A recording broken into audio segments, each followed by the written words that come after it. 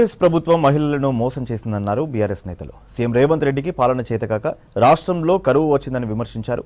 AP అక్రమంగా నీళ్లు తరలించుకుపోతుంటే ప్రభుత్వానికి చీమ కుట్టినట్టయినా లేదన్నారు. ఎస్సీ వర్గీకరణ అయ్యాకే ప్రభుత్వ ఉద్యోగాల భర్తీ చేయాలని డిమాండ్ చేశారు బీఆర్ఎస్ నేతలు.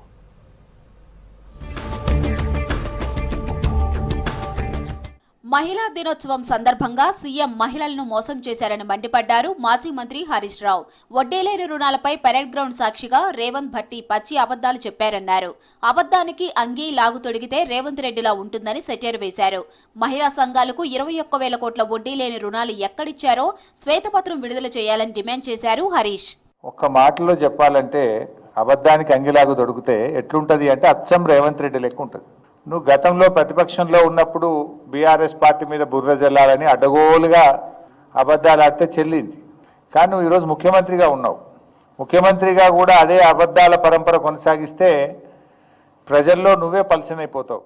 వడ్డీలేని రుణాల డబ్బులు విడుదల చేసి భట్టి మహిళల పట్ల చిత్తశుద్ధిని నిరూపించుకోవాలన్నారు హరీష్. రేవంత్ రెడ్డి చేతగానితనం వల్ల రాష్ట్రంలో కరువు వచ్చిందన్నారు. ఆంధ్రప్రదేశ్ నీళ్లు తీసుకుపోతుంటే రేవంత్ నిద్రపోతున్నారని విమర్శించారు. ప్రభుత్వం నిర్లక్ష్యంతో వరంగల్ జిల్లాలో 1,00,000 ఎకరాల్లో పంట ఎండిపోయిందన్నారు. అంటే భట్టి విక్రమార్క గాని రేవంత్ రెడ్డి గాని నిన్న చేసిన ప్రచారం అంతా డొల్ల ప్రచారము, గోబల్స్ ప్రచారము, అబద్ధాల పరంపరను కొనసాగించారు.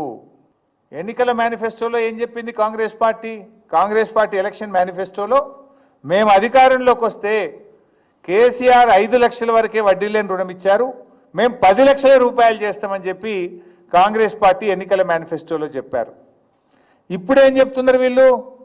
మొత్తం వడ్డీ లేని రుణమే, ఇచ్చిన అప్పంతా వడ్డీ లేని రుణమే అని ఇప్పుడు చెప్తున్నారు. ఎస్సీ సబ్ కేటగిరీ విషయంలో సీఎం రేవంత్ రెడ్డి మోసం చేయాలని చూస్తున్నారని ఆరోపించారు బీఆర్ఎస్ నేత తాటికొండ రాజయ్య. ఎస్సీలను మోసం చేయాలనే దురుద్దేశంతోనే గ్రూపు ఉద్యోగాలను నింపాలని చూస్తున్నారన్నారు. ఎస్సీ వర్గీకరణ అయ్యాకే ప్రభుత్వ ఉద్యోగాలు భర్తీ చేయాలని డిమాండ్ చేశారు రాజయ్య. మరొక్కసారి ఎస్సీలను మోసం చేయాలనే ఉద్దేశంతో రేవంత్ రెడ్డి గారు మళ్ళీ కపట నాటకం. ఒకసారి ఇటు చూస్తేనేమో, ముందు చూస్తేనేమో మాదిగల పక్షపాత లెక్క ఉంటాడు, వెనుక నుంచి వెళ్ళి మాత్రమో మాలలను నెయ్యడమే కాకుండా మాలలకు మేలు జరిగే కార్యక్రమాలు చేస్తున్నాడు.